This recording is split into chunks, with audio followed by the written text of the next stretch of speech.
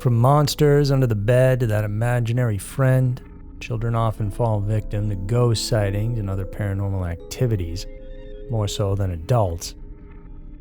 No one knows exactly the reason, but psychologists seem to suggest that these young individuals are more susceptible to these things because, compared to us, they have a much greater sense of awareness and open-mindedness. Whether it's a product of their fertile imagination or if they're actually the real thing is up for you to decide. There are 5 children who really see dead people. Number 5, Rihanna Kelly. Pure and innocent, children view the world in such a different way than us adults. And Rihanna Kelly was a good example of this. An 8-year-old kid who had a special kind of perception that she thought might be a curse, but later on realized was actually a gift. Rihanna had always felt like something was wrong with her because ever since she could remember, she possessed the ability to see the spirits of dead people. One of these ghosts, for example, belonged to a young girl who was tragically killed in a car accident that happened right in front of their house. Rihanna claimed that she was able to talk with a little girl named Beth in her dreams. Beth would often cry and confide in her new friend about how she missed her family and she wanted to get her old life back. Affected by the tragedy and constant talk around the spirit of Beth, Rihanna's family eventually moved away from their residence. Despite not being at the scene of the accident anymore, Beth's spirit still stayed close. In the new home, she could feel her presence manifested by tiny little footsteps running through their corridor, and it frightened her. Over time, these paranormal experiences took a toll on the child to the point where she didn't want to be left alone at night. She stopped sleeping by herself and instead would spend the night in her mother's room. But even then, the haunting continued, and it got worse when she began to see other spirits as well. Rihanna's mother opted to seek help from paranormal experts to fix the problem.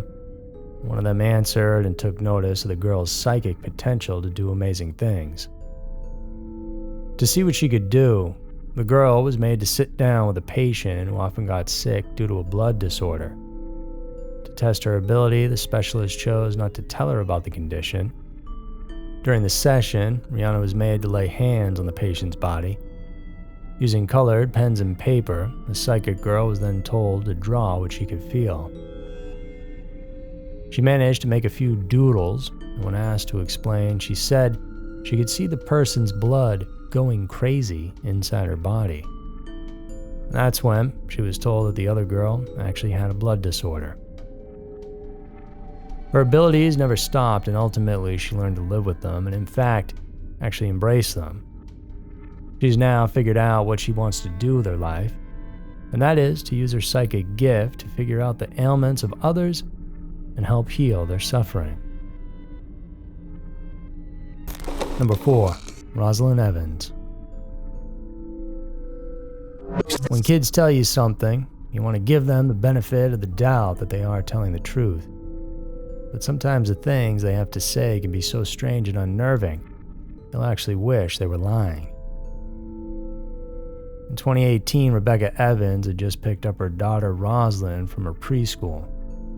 The 3-year-old was excited to share with her mom what had happened at school that day, the games she played, to the arts and crafts they made. Rosalind then began to talk about her new best friend. Rebecca, keen to find out more, asked about the name, which is when, without batting an eyelash, the child answered, "Tilly. She lives in our house." Rebecca prodded further, and that's when Rosalind explained that Tilly was actually dead. She went on to mention yet another friend named Alex, who was also dead, and living together with them too. Dumbfounded Rebecca didn't really know what to say as she looked at her child nonchalantly licking her cone of ice cream. From her perspective, the family didn't know anyone named Tilly or Alex. And it was even weirder considering she hadn't had a talk with Rosalind about what death was, let alone spirits. After all, she was still a toddler. The closest thing the child had acquainted herself with death was when their pet cat had died. It was difficult for Rebecca to process the words of her child. A journalist by profession, she had long been focused on facts and evidence which then extend to her being skeptical with superstitious things like ghosts and spirits. But the circumstances seemed to play tricks on them. With her husband Adrian always away for work, Rebecca and Rosalind were often left alone in the house in North Devon, London. The house they were living in was built way back in the 1500s, so suffice to say, it was primed for having spirits of occupants from the past. It didn't help that this property was situated out in the middle of the woods. The nearest neighbors were half a mile away, and at night, the silence could be deafening. Using her investigative skills, Rebecca decided to verify her kid's story, and much to her surprise, she stumbled upon some hard evidence. Apparently, in 1861, there was a boy named Alexander Turner who had once lived in that home. 30 years later, records mentioned of a Matilda Oak, aka Tilly, who had also at one time grew up in that same residence. The Evans continue to grapple with the idea that their toddler has some rather strange connection to the past. She still is just a child, 7 years old, and no follow-ups have been made as of yet. Perhaps soon we'll learn if the ghostly friends are still present on the property, or perhaps little Rosalind's grown out of being able to talk with them. And then again, maybe she just made the whole thing up. Number 3. Jillian Hernandez. From a very young age, Jillian Hernandez says she began experiencing supernatural occurrences. The family had moved to a new home, and that's when it all began. In an interview from when she was 12, the young girl said that she often sees the spirits of 2 children, Emily and Jacob. And by often, she meant every single day. They appear like orbs floating around. Jacob, for example, is a little boy ghost who follows Jillian everywhere, and like a pesky little puppy, he bothers her when she tries to sleep because he wants to play. Jillian says she can somewhat turn the ability on and off, similar to having an open or closed mind. And according to her, her powers are not limited to seeing dead people. At times, she has had dreams of physical places, only to find herself being there in real life days or weeks later, and she realizes that none of this makes sense and that if she didn't experience it, she wouldn't believe the stuff she says herself. Her parents, particularly her father, did not believe her for many years, but over time has experienced enough proof that he no longer fights that it's possible his daughter has clairvoyant abilities. He has seen her tell him what someone was going to say before they said it on a number of occasions, and she explains that it's not a perfect science, not something she can do all the time, but equates it to a similar experience of an athlete being in the zone, when almost some other force is at play, making them seem unstoppable. For her, sometimes, without knowing why, she just knows what's going to happen. As cool as this all may sound, Jillian often complains about how this has severely affected her life.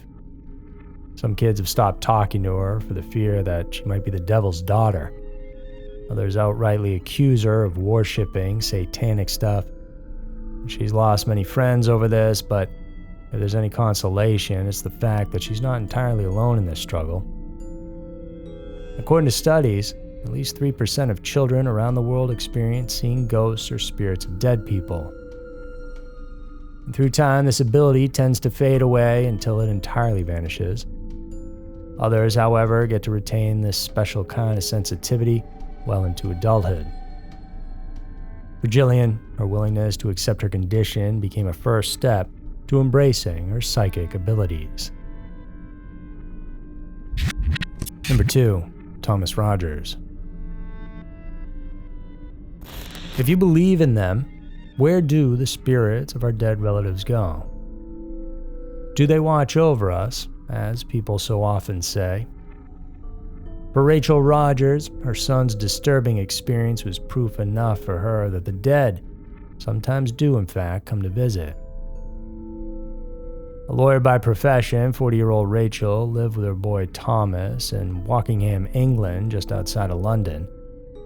And she vividly remembers that one night when Thomas was still 3, and the boy revealed for the first time that he had a friend.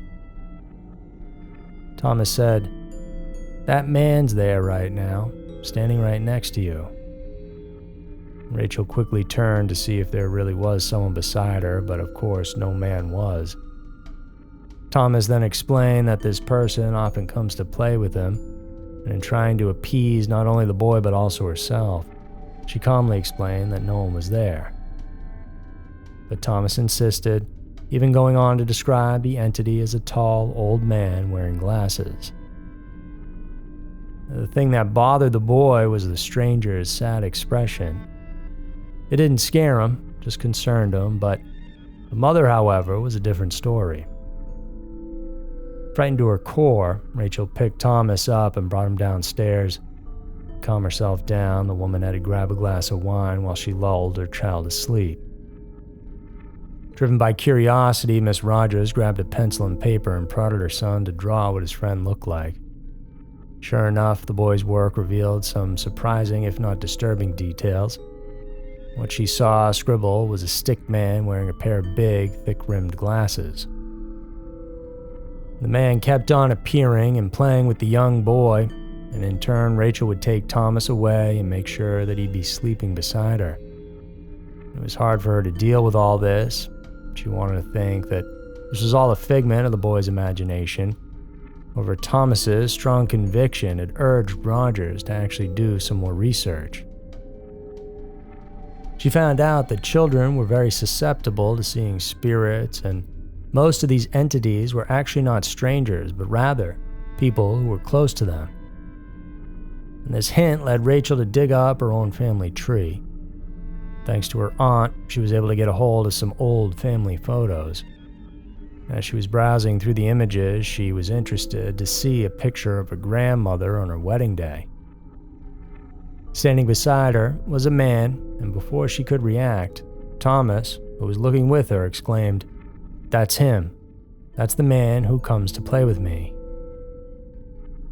Rachel could feel the cold rushing through her veins. The glasses-wearing man was her Nan's second husband, who died in his 80s, around the time when she was 16.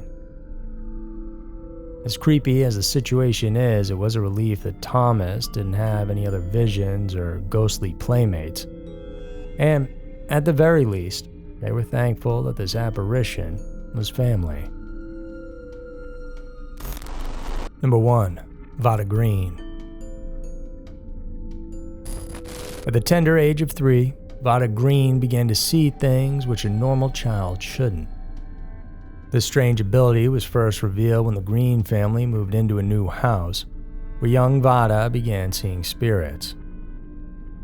The most startling incident took place when Vada's mother was backing their car out of the driveway. In the rearview mirror, she saw Vada waving at an old woman who her mother could not see. The fear grew stronger when days later, as Vada's mom was going through the drawer of the new house, she found a photograph. A familiar face was looking back at them. Vada pointed at the photo, insisting that it was the same old woman she'd seen in their driveway. The photograph, left behind by the previous owners, freaked the mother out. Seeking some relief, the family moved to a Victorian terraced house in Norfolk. However, their hopes for a peaceful life were short-lived. The haunting started immediately. Vada claimed to see a woman sitting by her bed during their first night. Her innocent childhood playtime became eerie gatherings with ghostly playmates. She would often see 2 little girls about her age join her while playing. When she told her mother about these ghostly encounters, it added to her mother's worries. Her dad's cousin had 2 little girls, one of whom had passed away due to a disease. But could one of them be the spirits visiting her? The question lingered in the air, making the atmosphere even more chilling. And then the situation took a darker turn when they moved to a house next to an old abandoned prison. There, Vada started seeing the apparition of a man in a prison uniform, complete with a chain around his ankles. In a terrifying turn, the spectral prisoner would run towards her. Although a ghost, the sight was petrifying enough to freeze Vada in her tracks. These relentless hauntings followed Vada well into her teenage years. She lived temporarily with her grandmother on an old property. From here, she encountered spirits with the ability to move physical objects. A spirit of particular note was that of her grandmother's late husband, who Vada had never liked. He would appear in parts of the house with a menacing look on his face, as if unhappy with her presence in his home. By her late teens, Vada lost her ability to see these spirits. However, she retained a certain extrasensory perception, an unsettling feeling of being watched by unseen entities. This unnerving sensation continued to haunt her, reminding her of the chilling childhood she endured.